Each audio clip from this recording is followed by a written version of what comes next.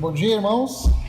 Mais uma vez, a gente está vindo já da escola dominical, onde nós estamos aprendendo sobre a membresia e vendo como é importante a igreja meditar a respeito disso, compreender as aplicações e implicações de sermos membros da igreja do Senhor. Hoje, dia 31, eu ia relembrar os irmãos dessa data tão querida, porque é a data do nascimento da minha filha,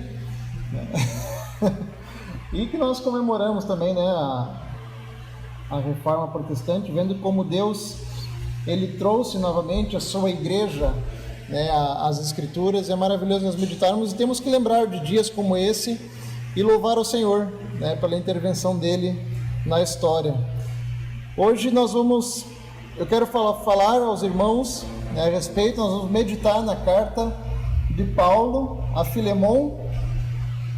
O Cauê já deu uma introdução a essa carta na semana passada, ele falou um pouquinho a respeito de como eram os escravos, a escravatura, e hoje então, se você lembra do sermão passado, você vai estar bem situado aí no contexto de Filemon. Então, abra suas Bíblias, carta de Paulo a Filemon. Fica ali logo depois de 1ª, 2ª Timóteo, Tito, Filemon, antes de Hebreus. E vamos à leitura da palavra de Deus.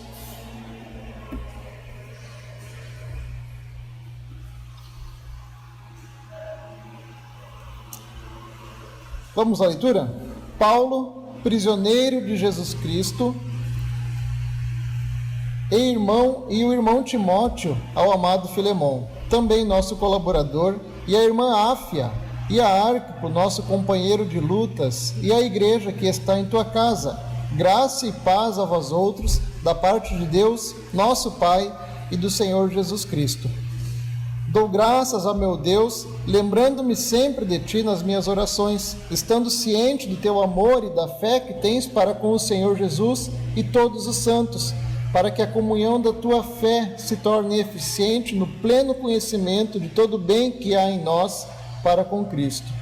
Pois, irmãos, tive grande alegria e conforto no teu amor. Tive grande alegria e conforto no teu amor, porquanto o coração dos santos tem sido reanimado por teu intermédio. Pois bem, ainda que eu sinta plena liberdade em Cristo para te ordenar o que convém, prefiro todavia solicitar em nome do amor, sendo o que sou, Paulo, o velho, e agora até prisioneiro de Cristo Jesus. Sim, solicito-te em favor do meu filho Onésimo, que gerei entre algemas. Ele, antes, te foi inútil, atualmente, porém, é útil a ti e a mim. Eu te envio de volta em pessoa, quero dizer, o meu próprio coração. Eu queria conservá-lo comigo mesmo, para em teu lugar me servir nas algemas que carrego por causa do Evangelho. Nada, porém, quis fazer sem teu consentimento, para que a tua bondade não venha a ser como que por obrigação, mas de livre vontade. Pois acredito que ele veio a ser afastado de ti temporariamente, a fim de que o recebas para sempre, não como escravo, antes, muito acima de escravo, como irmão caríssimo, especialmente de mim e com maior razão de ti, quer na carne, quer no Senhor. Se, portanto, me consideras companheiro, recebe-o como se fosse a mim mesmo. E se algum dano te fez, ou se te deve alguma coisa, lança tudo em minha conta. Eu, Paulo, de próprio punho o escrevo. Eu pagarei, para não te alegar que também tu me deves até a ti mesmo. Sim, irmão, que eu receba de ti no Senhor este benefício. Reanima-me o coração em Cristo. Certo, como estou da tua obediência, eu te escrevo sabendo que farás muito mais do que estou pedindo. E ao mesmo tempo, prepara-me também pousada, pois espero que por vossas orações vos serei restituído. Saúdam-te Epáfras, prisioneiro comigo em Cristo Jesus, Marcos, Aristarco, Demas e Lucas, meus cooperadores. A graça do Senhor Jesus Cristo seja com o vosso espírito. Palavra do Senhor. Vamos orar mais uma vez? Eterno Deus, nós suplicamos a Ti, Pai, essa manhã, Tua graça sobre nossas vidas, iluminando, Pai, a nossa mente para a compreensão da Tua palavra, e que apesar, ó Deus, das minhas palavras, que são limitadas, ó Pai, e da minha capacidade limitada, que a Tua igreja, Senhor, seja abençoada, e que Teu nome, Senhor, seja glorificado essa manhã, em nome de Jesus. Amém. Irmãos, Epístola de Paulo a Filemon. A carta de Filemon, ela faz parte das cartas da prisão, as cartas que Paulo escreveu lá da prisão de Roma, as cartas de Filipenses, Colossenses, Efésios, Filemon, elas foram escritas da prisão onde o apóstolo estava entre 56 e 61. A carta de Filemon foi a última das cartas da prisão, escrita em 61. Quem era esse homem? Filemon, ele era um comerciante muito rico da cidade de Colossos, e ele era dono de escravos. Ele possuía escravos, ele tinha comprado escravos. E ele também foi fruto do ministério do apóstolo Paulo. Ele se converteu através do ministério de Paulo. Obviamente, o contexto cultural de escravos de Filemon é muito diferente daquilo que a gente conheceu, que a gente conhece hoje, da história do país, em vários lugares do mundo, onde os negros foram escravizados, primariamente não por outras nações, mas por eles mesmos, e isso depois só se propagou. Mas esse contexto de escravidão era muito diferente da escravidão que a gente conhece. No contexto de Filemon, um escravo ele tinha mais possibilidade de avançar na sociedade do que um camponês livre. O escravo ele tinha mais possibilidades disso. Também era possível que ele trabalhasse por sua liberdade, e Paulo vai falar sobre isso em 1 Coríntios. Ele diz, e Paulo aconselha, que eles façam isso, se puderem trabalhar por sua liberdade, que trabalhe. E uma vez que eles conseguiam a sua liberdade, os senhores, eles ajudavam esse escravo ainda a avançar na sociedade. Agora, se ele conseguisse a liberdade, e ainda assim amasse o seu senhor, ele poderia então continuar a viver como um escravo livre. Então esse era o contexto, geral, lógico. Havia maus senhores de escravos, que daí havia muitos abusos e era péssimo mesmo, mas em geral esse era o contexto. Muitos escravos domésticos, eles estavam em uma situação muito melhor do que a média das pessoas livres na época. Vamos falar então sobre Onésimo. Era um escravo, ele havia fugido de Filemon, e provavelmente para fugir ele levou alguma quantia de dinheiro ou bens de seu senhor, e ele viaja para Roma. O intuito dele Roma era uma grande metrópole, havia muita gente, o intuito dele era desaparecer na multidão. E de alguma forma, ele encontra Paulo, que também estava por Roma, e Onésimo também se converte ao Senhor através do ministério de Paulo.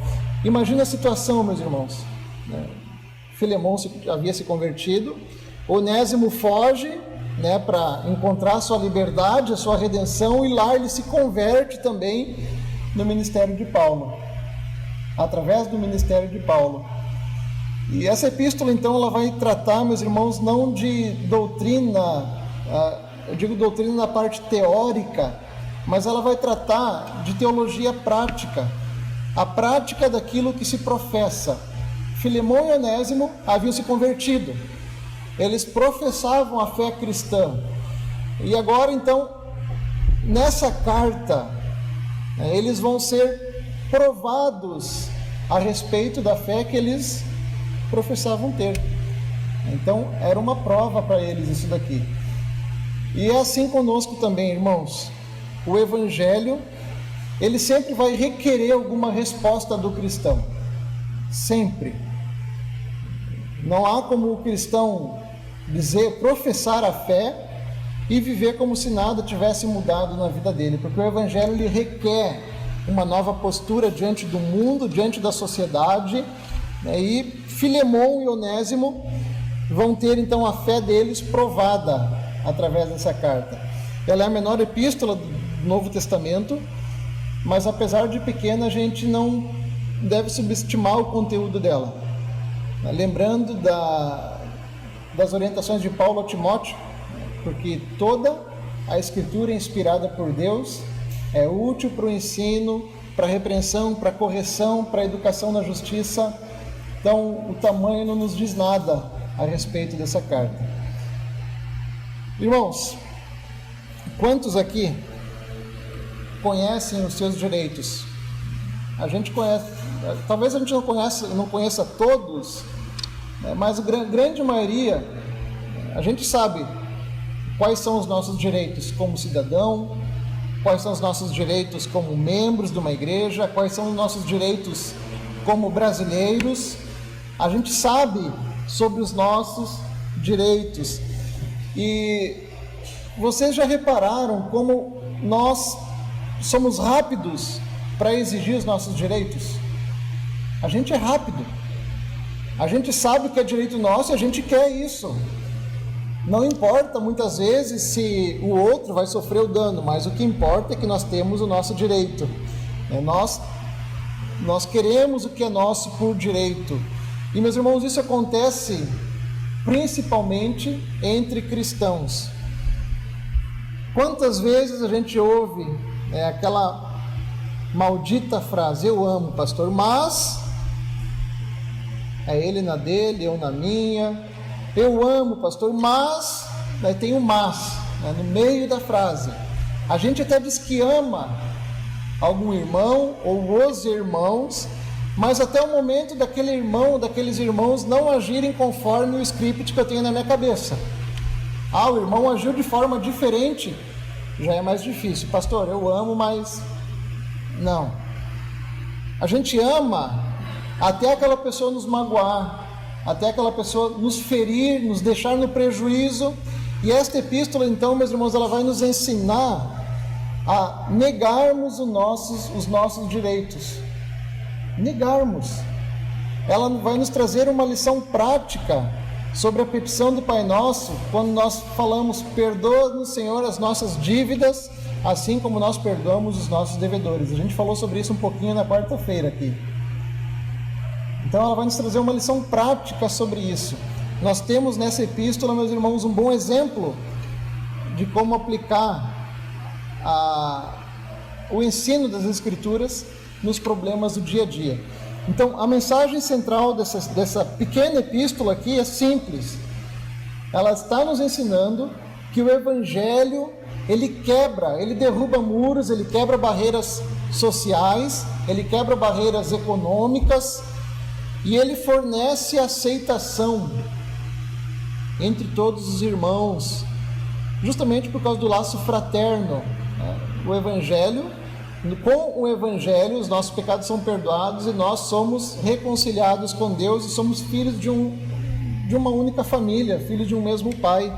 Então o Evangelho, além de quebrar barreiras econômicas, sociais, étnicas, o Evangelho ele fornece laços fraternos. Então vamos analisar aqui a saudação de Paulo na carta, verso 1 e 2, verso 1 a 3. Diz ali: Paulo, prisioneiro de Cristo Jesus, e o irmão Timóteo, ao amado Filemon, também nosso colaborador, e a irmã Áfia, e a Arquipo, nosso companheiro de lutas, e a igreja que está em sua casa. Graça e paz a vós outros, da parte de Deus, nosso Pai, e do Senhor Jesus Cristo. Paulo aqui ele se apresenta, como é de costume, na maior parte das cartas que ele escreve, e junto com ele, provavelmente escrevendo a carta, enquanto o apóstolo estava ditando, está Timóteo. Timóteo estava junto a Paulo, e Paulo fala mais alguns nomes aqui. Ele fala sobre Áfia, provavelmente esposa de Filemon, vai falar sobre Arquipo, que muito provavelmente era filho de Filemon e um dos líderes da igreja que se reunia na casa de Filemon. E Arquipo é mencionado aqui como companheiro de luta. Algumas versões, companheiro de batalha. E aqui Paulo ele está usando, meus irmãos, uma linguagem militar da época. Ele está falando a Arquipo, meu companheiro de lutas. Reparem, meus irmãos, que isso aqui, apesar de ser uma carta a Filemon, também é uma carta à igreja que se reunia na casa dele. E essa linguagem militar, toda vez que é usada num contexto de igreja, a gente já pode tirar uma aplicação para a nossa vida. Talvez a gente possa tirar daqui a primeira lição do texto essa manhã, já na saudação, no prefácio da carta. Porque uma linguagem de combate, ela é usada aonde? No combate. Não tem por que a gente usar uma linguagem de combate fora do combate. E isso no contexto de igreja, meus irmãos, já nos fala muita coisa a respeito do que a igreja está fazendo aqui. De qual é o propósito da igreja. Já nos ensina que a igreja ela está em um constante combate. A igreja não está aqui tirando férias neste mundo, só esperando Cristo voltar. Não, a gente está aqui de boa, está tudo legal, vamos só esperar Cristo voltar. A igreja não está aqui, meus irmãos, de férias. A igreja está em um combate. E no meio desse combate tem alguns combatentes que estão feridos. Tem outros que estão cansados, mas eles estão combatendo. E agora tem outros que estão atrapalhando aqueles que estão combatendo. Então, meus irmãos, nas fileiras da igreja, é a primeira aplicação. Onde você está? Qual é a sua posição de combate? Aonde você está utilizando os dons e as capacidades que o Senhor te deu para edificar a igreja, para se empenhar num combate? Onde você está? Qual a sua posição? A igreja está em um combate, meus irmãos. Em um combate, em uma guerra, não se perde tempo, não se desperdiça força. O que você está fazendo dentro da igreja hoje? Primeira pergunta. O que você faz em um combate? A resposta fica entre você e Deus. O que você está fazendo? E o desejo de Paulo é que enquanto eles prosseguem nesse combate, verso 13, o desejo de Paulo é que cada um seja dedicado a abençoar a igreja. Enquanto isso, que eles cresçam no desfrute, no conhecimento da graça de Deus. Paulo fala, graça e paz a vós outros da parte de Deus e Pai do nosso Senhor Jesus Cristo. Como eu falei, Filemon, ele era um comerciante e provavelmente ele era muito mais ocupado do que a maioria de nós aqui. Mas se você acha que você é ocupado, Filemon provavelmente era mais ocupado que você. E mesmo assim, ele e sua casa se dedicavam ao serviço do reino de Deus. E isso alegrava o coração do apóstolo. E faz o apóstolo ser grato a Deus pela vida deste homem. E Paulo vai fazer ação de graças, então, pela vida dele. Verso 4 a 7. Dou graças ao meu Deus, lembrando-me sempre de ti nas minhas orações, estando ciente do teu amor e da fé que tens para com o Senhor Jesus e todos os santos, para que a comunhão da tua fé se torne eficiente no pleno conhecimento de todo bem que há em nós para com Cristo. Pois, irmão, tive grande alegria e conforto no teu amor, porquanto o coração dos santos tem sido reanimado por teu intermédio. Gratidão de Paulo, pelo empenho deste homem. O amor desse homem, chamado Filemon, não era um amor filosófico, não era um amor de palavras, não era um amor que ficava no campo da ideia ou do sentimento, mas era um amor prático, porque Paulo está falando aqui que ele reanimava o coração dos santos, ele reanimava por meio de suas palavras, por meio do seu trabalho, ele estava reanimando o coração da igreja que se reunia na casa dele. E reparem, meus irmãos, que o texto não está nos dizendo que esse homem ele era um diácono da igreja. Ele não era um diácono, ele não era um presbítero da igreja, ele não tinha cargo na igreja, mas ele estava empenhado, reanimando o coração dos santos. Eu falei sobre, para você responder ao seu coração com Deus, qual é a sua posição na igreja durante a batalha. Pastor, eu não sou diácono, eu não faço parte da diretoria, mas eu posso reanimar os meus irmãos. Essa era a posição desse homem. Ele não tinha cargo na igreja, mas ele reanimava o coração dos santos. Essa obra de Deus na vida de Filemão, meus irmãos, faz com que Paulo se alegre e lembre dele em suas orações. E agora, depois de saudar e agradar Filemão, Paulo vai lá, sauda, agrada Filemão com suas palavras amigas. O apóstolo, então, ele faz um pedido a Filemão. E ele deixa claro que ele poderia usar a sua autoridade, porque ele não era qualquer um, ele era apóstolo do Senhor. Ele estava escrevendo as cartas do Novo Testamento. E ele poderia exigir de Filemão que fizesse o que era correto. Porém, Paulo não quer que a obediência de Filemão seja forçada, não quer que seja uma obediência a contragosto, mas Paulo quer que essa obediência fosse fruto de um coração regenerado pelo Evangelho. Um coração que, agora que foi transformado, transborda em amor. Meus irmãos, isso deve ser comum a todo cristão, a todo aquele que diz que teve um encontro com Cristo ressurreto. Um coração regenerado que transborda em amor, que se doa. Às vezes vai ficar no prejuízo, mas ele transborda em amor. Ele se alegra nisso mesmo no prejuízo. Percebam que até o verso 7, nós lemos até o verso 7, a gente já pode encontrar todos os temas desta carta. Todos os temas desta carta estão nas palavras que nós encontramos do verso 1 a 7. A gente encontra as palavras como coração, amor, boa ação.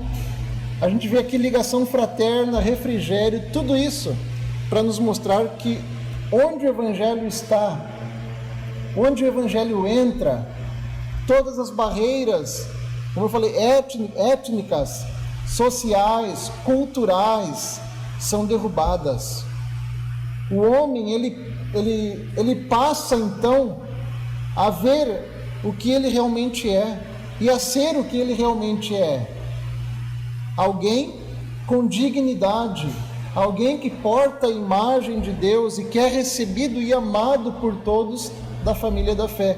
Verso 8 e 9. Pois bem, ainda que eu sinta plena liberdade em Cristo para te ordenar o que convém, prefiro todavia solicitar em nome do amor, sendo o que sou, Paulo, o velho, e agora até prisioneiro de Cristo Jesus. Que aqui? Paulo, o velho. Paulo deveria ter aqui entre 58 e 60 anos de idade. Na época já era uma boa idade. Ele era o velhinho, o idoso mesmo. E ele se apresenta assim, e ele solicita então que em nome do amor, que Filemão fizesse o que era correto, que Filemão fizesse o que era certo. E o quadro era mais ou menos esse. Filemão tinha direito legal, civil na época sobre Onésimo. Filemão tinha o direito sobre esse homem, mas Paulo possuía direito idêntico diante de Filemão. Se Filemão tinha direito sobre Onésimo, Paulo tinha direito sobre Filemão. Mas ele não deseja apelar por seu direito. Ele não deseja apelar por sua posição. E ele diz aqui que ele teria plena liberdade para isso. Não seria pecado, não seria mal da parte dele. Mas ele quer que a sua autoridade seja deixada não de lado, mas que do coração de Filemão brotasse verdadeiramente o desejo de amor por parte de Filemão em obedecer, uma obediência por amor. verso 10 e 11. E Paulo continua: sim, solicito-te em favor do meu filho Onésimo, que gerei entre algemas. Antes te foi inútil, atualmente, porém, é útil a ti e a mim. Aqui a gente vê muito sobre o caráter desse homem chamado Onésimo. A condição e o caráter de Onésimo antes da conversão era péssimo. Era um mau escravo. Paulo diz: ele era inútil para você, deu prejuízo para você. Mas a condição e o caráter de Onésimo foram mudados. Por causa de quê? Do Evangelho. Por causa da fé em Cristo. Paulo disse que ele era um filho que ele gerou entre algemas. Ele encontrou Paulo em Roma pregando. De alguma maneira ele encontrou Paulo pregando. Ele foi gerado entre algemas. Ele creu no Evangelho, ele renasceu após ouvir o Evangelho. Meus irmãos, não tem como você ouvir o Evangelho, ter contato com o Evangelho e ele entrar no teu coração e você continuar sendo um mau caráter. Não tem como você ouvir o Evangelho penetrar no seu coração e você continuar sendo um mau funcionário para a sua empresa. Não tem como você ouvir o Evangelho e continuar tendo um péssimo testemunho. Não tem como você ouvir o Evangelho e continuar por toda a vida sendo uma pessoa rancorosa, sendo uma pessoa que não ama, sendo uma pessoa que não abre mão. Não tem como, meus irmãos, porque o Evangelho, ele transforma o nosso coração de dentro para fora. E foi o que aconteceu com Onésimo. Onésimo era um nome comum para escravo. Escravo geralmente se chamava Onésimo. E esse nome significa útil. Só que no caso de Onésimo, antes da conversão, não era verdade isso. Ele era inútil. Depois do Evangelho, Onésimo, Paulo aqui ele faz um trocadilho, ele faz um jogo de palavras. Após a conversão, antes da conversão, o útil era inútil. Após a conversão, o útil é mais útil ainda, porque ele foi transformado pelo Evangelho. O Evangelho mudou o coração desse homem. E o Evangelho não mudou só o coração dele, o Evangelho mudou a condição desse homem. Antes ele era escravo, era uma mercadoria. Agora ele encontrou o verdadeiro significado de quem ele é. Ele é um irmão amado. Vamos ler o verso 10 a 12. Sim, solicito-te em favor do meu filho Onésimo, que gerei entre algemas. Antes te foi inútil, atualmente, porém, é útil a ti e a mim. Eu te envio de volta em pessoa, quero dizer, o meu próprio coração. Meus irmãos, nesse texto aqui, o amor está ficando cada vez mais evidente. Eu não sei se vocês conseguem compreender, entender o que está acontecendo aqui, o que está por trás das palavras do apóstolo Paulo. Assim como Jesus Cristo, ele se empenha junto ao Pai em nosso favor.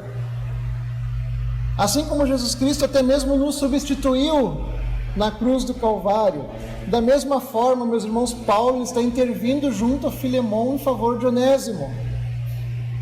Ele tinha direito e poder sobre a vida daquele escravo. E Paulo está intercedendo a Onésimo, a Filemão, pela vida de Onésimo. Meus irmãos, o que nós acabamos de ler aqui, nesses versículos, é o amor vicário do Senhor Jesus que está movendo o coração deste apóstolo, que está movendo as atitudes e o pensamento do apóstolo. É o amor sacrificial, é o amor altruísta, é o amor que não está se importando se vai sofrer o dano, desde que a outra pessoa prove a graça de Deus. É isso que está movendo o coração do apóstolo. Eu não me importo de sofrer o dano, desde que o outro prove a graça de Deus através da minha vida, através do meu modo de vida cristã. É isso que está acontecendo aqui, meus irmãos. Verso 12, mais uma vez, ao verso 14. Eu te envio de volta em pessoa, quero dizer, o meu próprio coração. Eu queria conservá-lo comigo mesmo, para em teu lugar me servir nas algemas que carrego por causa do Evangelho. Verso 14. Nada, porém, quis fazer sem teu conhecimento, para que a tua bondade não venha a ser como que por obrigação, mas de livre vontade. Imagina a situação de Paulo, entre algemas. Paulo não tinha bens, não tinha dinheiro, e uma pessoa para estar ajudando ele, servindo ele ali, era uma grande fonte de alívio. Mas Paulo não quis segurar essa vantagem para ele. O desejo de Paulo era mantê-lo como seu ajudador. Porém, Paulo, ele está disposto a sofrer a perda. Mais uma vez, se você reparar, Paulo só sofre perda. Ele só perde. E ele se dispõe a perder. Ele não é aquele que fica assim, não, eu não quero perder. Não, Paulo, por que eu não vou sofrer perda? Ele fala isso aos Coríntios, né? Por que vocês não sofrem o dano? E Paulo aqui, ele está disposto a sofrer a perda e devolver esta pessoa que ele amava. Paulo diz que era o próprio coração dele. Paulo o amava como um filho, mas sacrificaria o seu desejo de ficar ao lado dele para dar a Filemon a oportunidade de fazer o que é certo. Como eu falei, a fé de Filemon está sendo provada aqui também, meus irmãos. A de Onésimo é a de Filemon, para dar a oportunidade dele fazer a escolha correta, não por obrigação, mas por livre vontade. E agora Paulo, ele vê a situação completa e ele vê como Deus coordena as coisas no nosso plano, na nossa história, na nossa vida, para um ganho ainda maior de Filemon. Filemon tinha ficado com o dano. Esse escravo, ele dava prejuízo, era inútil, né? Só por não ser um bom funcionário, ele já causa dano à empresa. É porque vai ter que receber o dele e está lesando a empresa. E ainda era um mau caráter. Então Filemon tinha ficado com uma grande perda, né? Mas Paulo vê como Deus ele age em toda a história. Verso 15 a 16. Pois acredito que ele veio a ser afastado de ti temporariamente, a fim de que o recebas para sempre, não como escravo, antes, muito acima de escravo, como irmão caríssimo, especialmente de mim, e com maior razão de ti, quer na carne, quer no Senhor.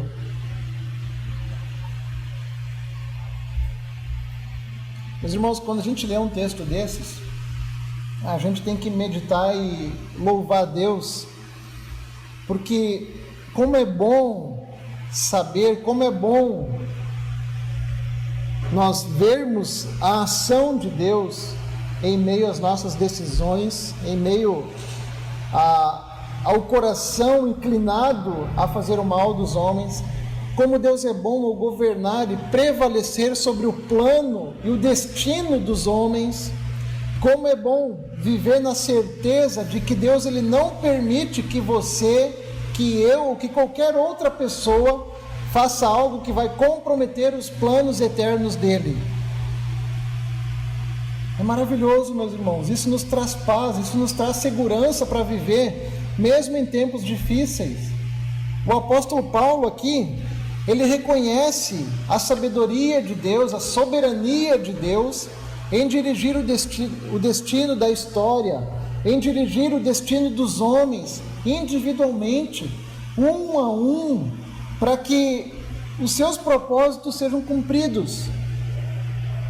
Onésimo, Na cabeça dele, a liberdade que ele tinha era roubar o seu patrão e fugir. Esse era o plano de Onésimo. Esse era o que ele tinha traçado. Ele partiu para fugir. Mas Paulo está dizendo que ele partiu para voltar. Não era o plano dele. Ele ficou distante do seu senhor por Filemon por algum tempo, para que agora eles permanecessem juntos para sempre.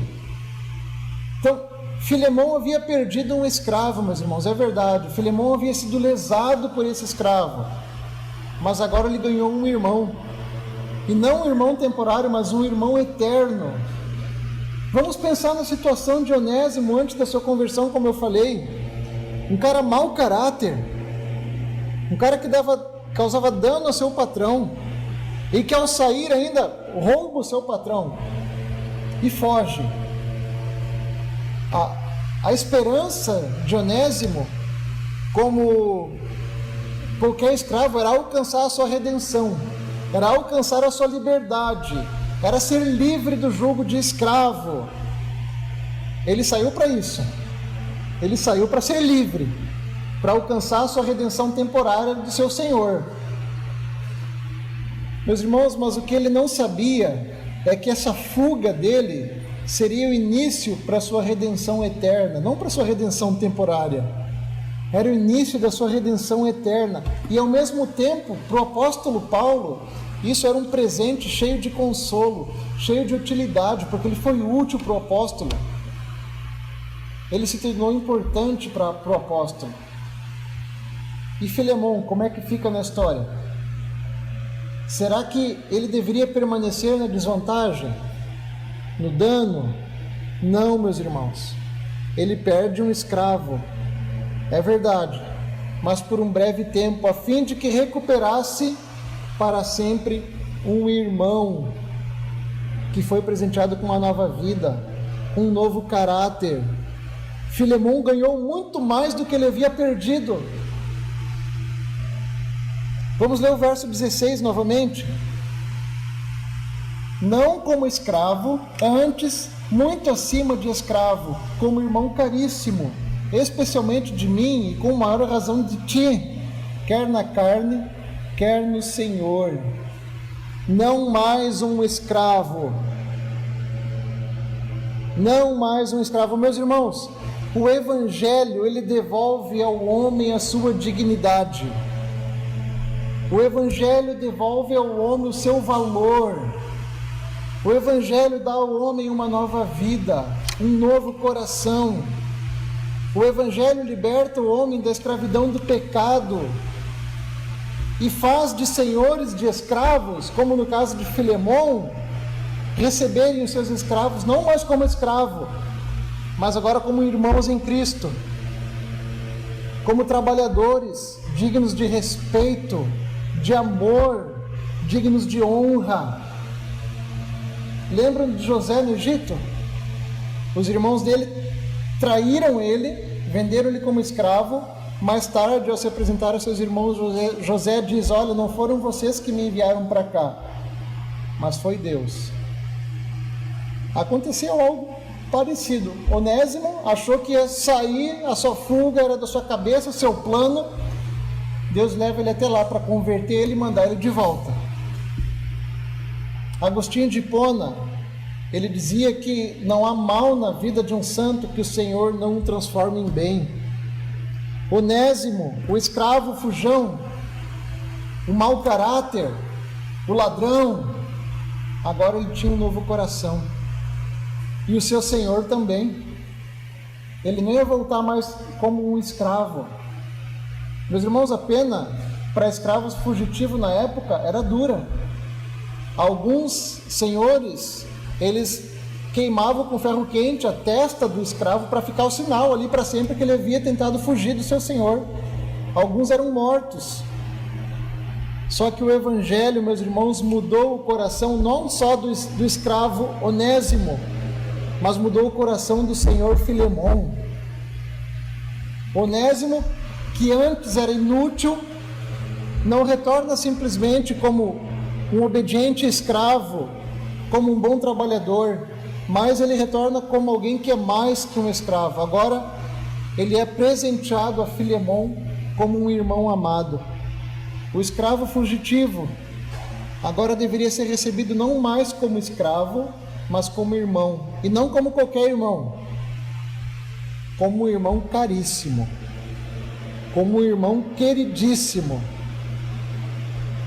Amados, a irmandade presenteada no Senhor também vai ter consequência nos nossos relacionamentos humanos, profissionais, econômicos. Embora na sua época, na ordem social vigente, Onésimo ainda seria considerado um escravo legalmente, como uma mercadoria, ele passa a entender a si mesmo de outra forma. O Senhor dele passou a ver ele de outra forma. Meus irmãos, desde que Jesus entrou na vida daquele homem, ele experimentou o amor de outras pessoas, que o tratavam não mais como escravo, mas como irmão, como semelhante. Acolheram ele em seu coração, como fez a Paulo. Paulo diz: recebe ele como estivesse recebendo a mim. Vocês conseguem entender, meus irmãos, a consequência que o Evangelho trouxe à ordem social da época?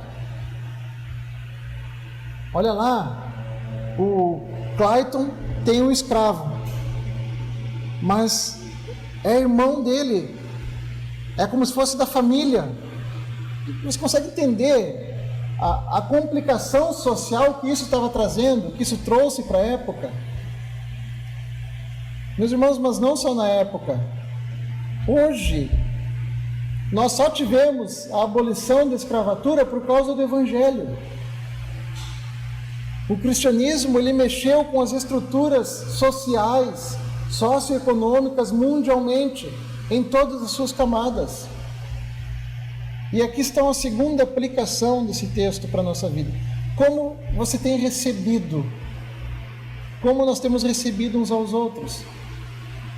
Nós nos recebemos, nos tratamos como irmãos caríssimos, amados, ou a gente tem mostrado as nossas garras ferozmente uns aos outros? Pastor, eu tenho amado. Amém, irmão. Mas tem como melhorar? Ou você está perfeito em sua forma de amar e receber os irmãos?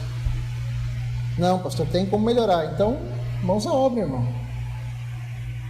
Se tem como melhorar, tem como melhorar. Tem como você se orar mais?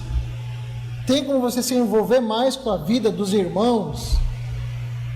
Ou tá bom, tá perfeito? Não, pastor, não tá perfeito. Então vamos lá, vamos caminhar rumo à perfeição. Por mais que vai ser só na glória, aqui a gente busca a perfeição. Tem como você se envolver mais na comunhão da igreja? Tem alguma forma que você pode fazer para honrar mais aquele irmão que te magoou? Aquele irmão que saiu daqui, você ficou com seu coração machucado, porque realmente você foi magoado. Ah, pastor, poderia fazer diferente. Por que não faz? É o nosso orgulho, meus irmãos.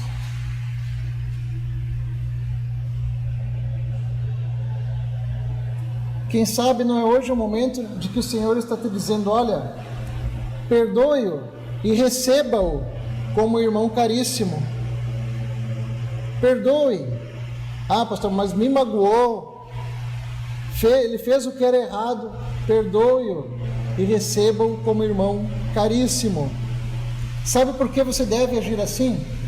Nós agimos assim por causa do Evangelho, que mudou o coração de Onésimo e mudou o coração de Filemon. O Evangelho, ele quebra barreiras, ele quebra falhas pessoais, ele derruba por terra, ele faz com que o nosso coração ame o nosso irmão. E agora, do 19 ao 20, vai ser o Evangelho na prática. Do 17 ao 20, perdão. Se, portanto, me consideras companheiro, recebe-o como se fosse a mim mesmo. E se algum dano te fez, ou se te deve alguma coisa, lança tudo em minha conta. Eu, Paulo, de próprio punho o escrevo. Eu pagarei, para não te alegar que também tu me deves até a ti mesmo. Sim, irmão, que eu receba de ti, no Senhor, este benefício. Reanima-me o coração em Cristo.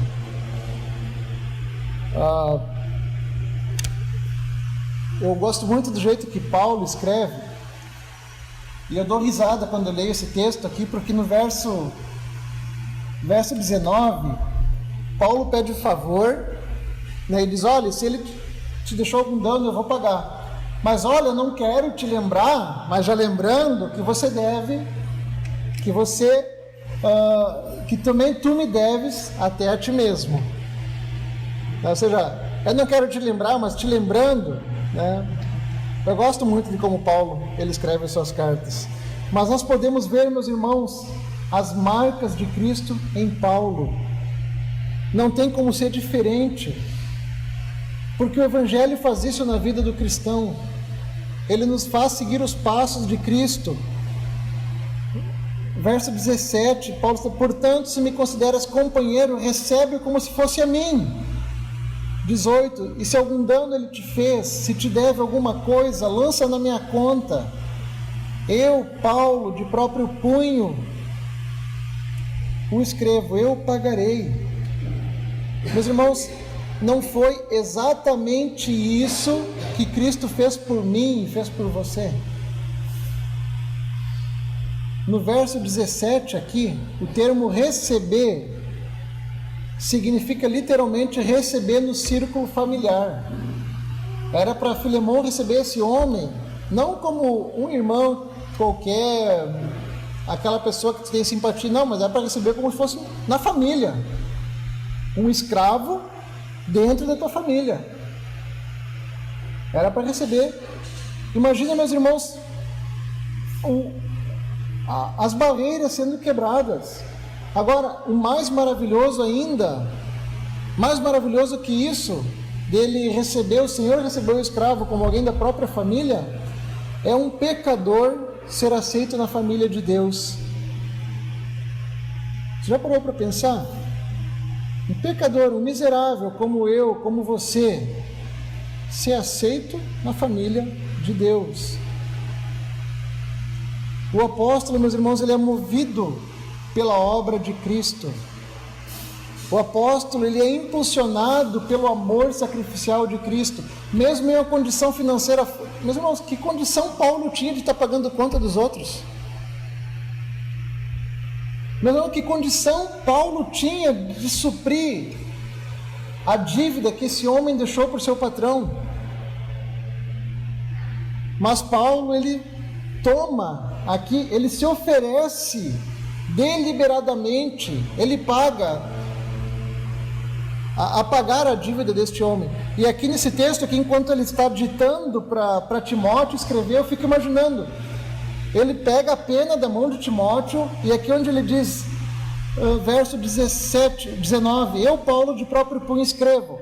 E aqui Paulo toma a pena da mão de Timóteo e escreve, eu pagarei. Ele está assinando uma confissão de dívida. Cara preso, que recurso ele tinha? E ele diz, não, mas bota na minha conta, eu vou dar um jeito, eu vou sofrer o dano por ele, para que ele prove a graça de Deus. Meus irmãos, Paulo faz isso para ficar no prejuízo, no lugar de Onésimo. Meus irmãos, Jesus, ao nos salvar, ele fez a mesma coisa. Jesus, ao nos salvar, ele sofre o dano, ele diz ao Pai, olha, o que o Clayton te deve, o que o irmão José te deve, o que o Cauê te deve, o que eles te devem, eu pago, eu pagarei. Ele lhe deve, jogue sobre mim. Agora, recebe-o como recebe a mim, recebe-o como filho. Aceite-o na sua família. Meus irmãos, que coisa mais maravilhosa que essa?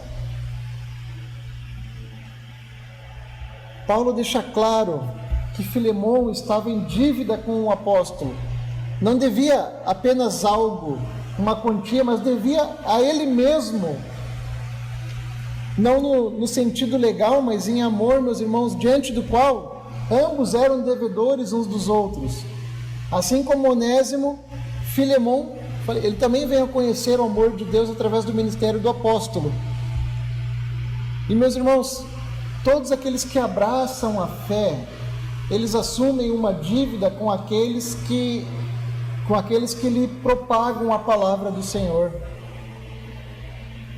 Além disso, todos os que abraçam a fé estão como irmãos em uma relação de dívida recíproca. Recíproca, falei certo. Nós estamos em uma relação de dívida. Você consegue dormir se você está devendo dinheiro para alguém? Uma conta? Meus irmãos, isso me tira a tranquilidade. Mas a Bíblia diz que você está em dívida com seu irmão. Como é que a gente consegue dormir sabendo que a gente deve amor? Estamos em um relacionamento de dívida recíproca. Por isso, você tem como amar mais. Nós temos como melhorar mais. E aqui é uma outra aplicação desse texto, é a terceira dessa manhã. Quais marcas na sua vida são conhecidas pela Igreja do Senhor? Você é aquele que exige o que é seu por direito nos seus relacionamentos? Ou você é aquele que, pai, eu vou sofrer o dano para esse irmão provar a graça de Deus? Qual é a marca na sua vida? Qual é a marca? Você consegue sofrer o dano e amar só para fazer o outro provar mais um pouquinho da graça de Deus?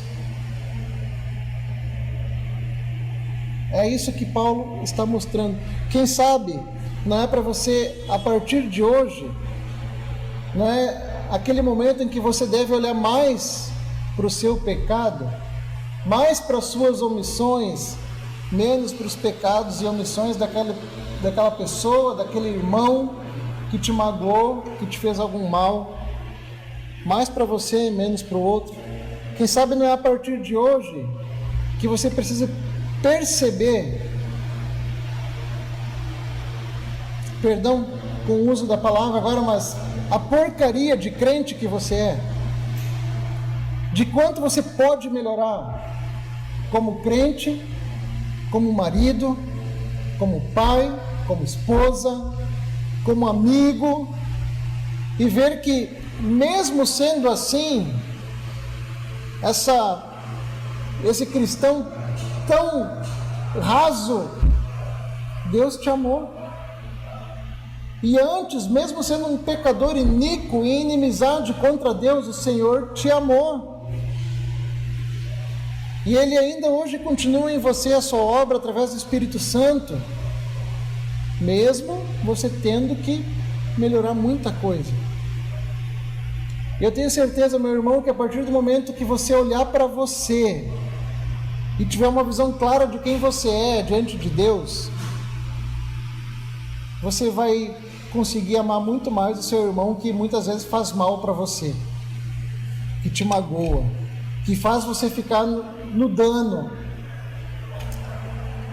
Mas você vai dizer, não, eu vou ficar no dano, mas esse irmão ele vai provar a graça de Deus. Você vai passar a honrar e considerar muito mais o seu irmão, e você vai estar disposto a sofrer muito mais o dano por ele. Isso porque você teve contato com o Evangelho. 20 a 22. Sim, irmão, que eu receba de ti no Senhor este benefício. Reanima-me o coração em Cristo, certo como estou da tua obediência. Estou te escrevendo sabendo que farás mais do que estou pedindo. E ao mesmo tempo, prepara-me também pousada, pois espero que por vossas orações vos serei restituído. Então, aqui a expectativa de Paulo é que Filemão alegraria o seu coração, fazendo o que era certo, e até mesmo além das suas expectativas. E de quebra, ele diz para que Filemão lhe preparasse lugar, porque ele esperava que ele fosse liberto do seu cativeiro pelas orações da igreja.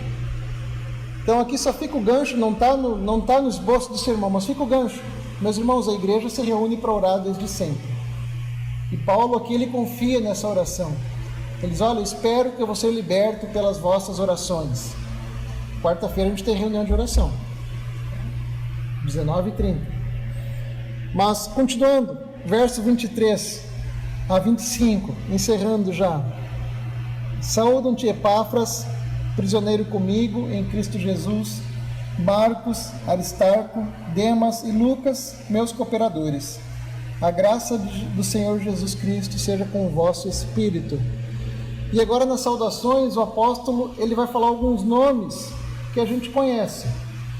Ele vai falar sobre Epáfras, companheiro de batalha de Paulo e de Filemão, porque também era de Colossos, e Epáfras, ele ajudou a plantar a igreja em Colossos, mas agora ele está preso com Paulo em Roma. Ele vai falar sobre João Marcos. Se você lembrar, João Marcos é aquele rapaz que havia abandonado o apóstolo na primeira viagem missionária. E o apóstolo ficou muito triste com isso. Mas ele perdoou. E esse homem, João Marcos, ele se tornou importantíssimo para o ministério do apóstolo. Estava lá com Paulo. Paulo vai falar de Aristarco. Aristarco, ele morava em Tessalônica, mas ele acompanhou o apóstolo a Jerusalém e depois para Roma. Paulo vai falar aqui de Demas. Esse Demas aqui, aquele mesmo, agora ele está aqui com Paulo, cooperando. Mas mais tarde, Paulo vai falar que Demas, ele foi seduzido pelas coisas do mundo e abandonou o apóstolo. Reparem, meus irmãos, o contraste. João Marcos, ele falhou. Ele abandonou o apóstolo, mas ele foi restaurado. Demas, ele parecia estar indo muito bem, estava aqui com o apóstolo em Roma, mas mais tarde ele caiu. E por fim, Paulo vai falar sobre Lucas. Esse Lucas aqui é o médico, aquele que escreveu o livro de Atos dos Apóstolos. Meus irmãos, uma pequena carta de Filemão, mas ela contém uma grande mensagem para os nossos dias. Essa mensagem impactou o mundo, a sociedade, a estrutura social. Essa mensagem continua a impactar hoje. Hoje é o momento de sairmos daqui pensando e repensando no nosso relacionamento, no nosso envolvimento com os nossos irmãos.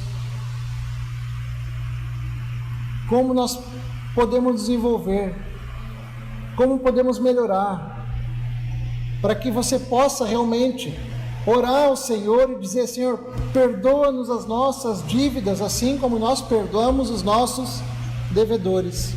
Tem crente que ora isso, mas lá no coração está segurando mágoa e rancor dos outros irmãos. Senhor, perdoa as nossas dívidas, assim como nós perdoamos também aqueles que nos fizeram mal. Assim, meus irmãos, os cristãos devem demonstrar amor uns pelos outros, perdoando-se mutuamente. E por fim, só quero lembrar os irmãos, relembrar das aplicações dessa carta. Primeiro, meus irmãos, a igreja está num combate. Qual é a sua posição? Foque no combate e não atrapalhe os que estão combatendo. Trabalhe junto. Segundo lugar, tenha os seus irmãos como caríssimos. Para de guardar rancor. Para de suspeitar o mal. Paulo diz: o amor não suspeita o mal. Só espere o bem. Ah, pastor, mas eu vou ser trouxa. Azar é de quem te enganar. O amor não suspeita o mal. Procure meios para melhorar o seu amor, o seu envolvimento com os irmãos. Em terceiro lugar, o apóstolo Paulo, Filemão, os discípulos de Jesus são conhecidos pelas marcas de Jesus. E uma das maiores marcas de Jesus Cristo é a disposição de sofrer o dano simplesmente para que o outro possa provar a graça de Deus. Tenha essa disposição em seu coração, meu irmão. Muitas vezes você vai sofrer o dano, na maioria das vezes, mas você vai ser mais parecido com Jesus Cristo. É difícil, pastor. O irmão lá não ajuda a amar ele. É difícil, irmãos. Tem gente que não ajuda, tem gente que não vai ajudar a ser amado, não adianta. Mas agora pare tudo. Quando você achar alguém difícil de ser amado, para tudo. Olha para você. Olha para o pecador miserável que você era. Olha, pensa que por causa dos teus pecados, o próprio Filho de Deus foi levado à cruz. Com certeza, a sua disposição do coração vai mudar. Porque você vai pensar, olha, se o Senhor amou um pecador que nem eu, pelo qual o Filho dele foi morto na cruz do Calvário, quem sou eu para não sofrer o dano e para não perdoar esse irmão que agora está me fazendo mal? Então, meus irmãos, tudo isso por causa do Evangelho. Ele nos transforma. O Evangelho derruba barreiras sociais. O Evangelho derruba estruturas econômicas. O Evangelho ele fornece aceitação entre as pessoas, laços fraternais que nasceram justamente por causa da mensagem do Evangelho. Amém? Vamos orar?